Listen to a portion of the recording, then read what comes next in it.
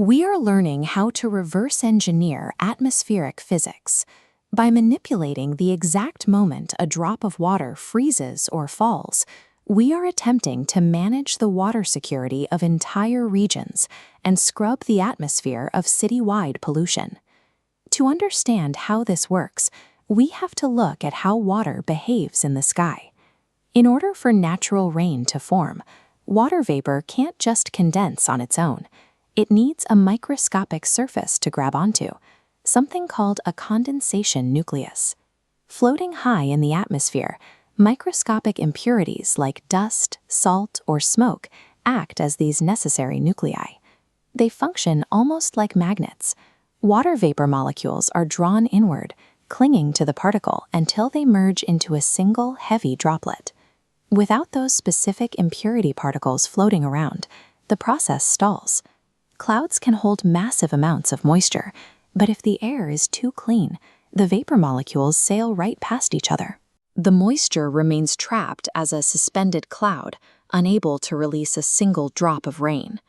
Because every single raindrop is built around a piece of dust or ash, natural rain is actually nature's ultimate air purifier. A heavy storm physically drags thousands of tons of suspended particulate matter right out of the sky and down to the earth. That purifying mechanism is exactly what is missing here.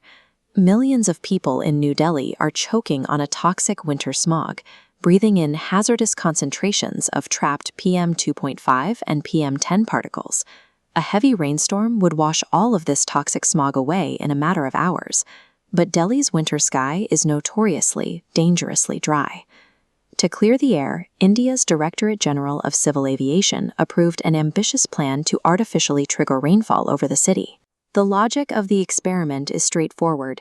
If nature refuses to provide the condensation nuclei to start the purifying rain, humans will forcefully shoot those particles into the sky themselves. Physically manipulating a weather system requires highly specialized hardware. Modern rainmakers rely on two primary delivery systems to inject their chemical nuclei into the atmosphere. The first is airborne. Specialized aircraft are outfitted with wing-mounted flare racks. Pilots fly these planes directly into a cloud bank and ignite the flares, dispersing a thick trail of chemicals into the densest pockets of moisture. The second method operates from the ground. Crews position remote-controlled generators and rocket launchers on mountainsides, firing payloads of chemicals upward to intercept passing storms. Both the planes and the rockets serve the same function. They are brute force delivery systems designed to artificially supply nature with the exact condensation nuclei it is missing. Scientists do not use a one-size-fits-all approach for this. They deploy three distinct physical techniques, depending entirely on the temperature and type of target cloud.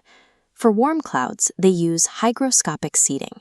By launching salt flares like calcium chloride, the chemicals react. On the left, normal vapor bounces around. On the right, the salt aggressively pulls moisture inward, forcing tiny droplets to collide and grow heavy. For cold clouds, they switch to static seeding. Here, planes release a chemical called silver iodide into supercooled vapor, water that remains in a liquid state even though it is below 0 degrees Celsius. Silver iodide is used because its crystalline structure is almost identical to natural ice. This structural match tricks the supercooled water vapor into freezing, instantly forming heavy snowflakes that fall toward the earth. A third method, dynamic seeding, aims to boost vertical air currents. By seeding a cloud to force rapid ice formation, the process releases latent heat, which warms the surrounding air, making it rise faster and pulling even more moisture into the storm system. Mastering these three techniques gives scientists a way to increase the efficiency of a storm, squeezing more precipitation out of clouds than they would have released naturally. Back in Delhi, scientists are preparing to use those hygroscopic salt flares to trigger artificial showers and wash the toxic particulate matter out of the city's atmosphere. But the entire operation runs headfirst into a fatal bottleneck. Weather modification has a strict, unbreakable physical limit. The effectiveness of the chemicals and planes depends on one fundamental requirement. They can squeeze moisture out of existing clouds, but they cannot create clouds from thin air. You need moisture to make rain.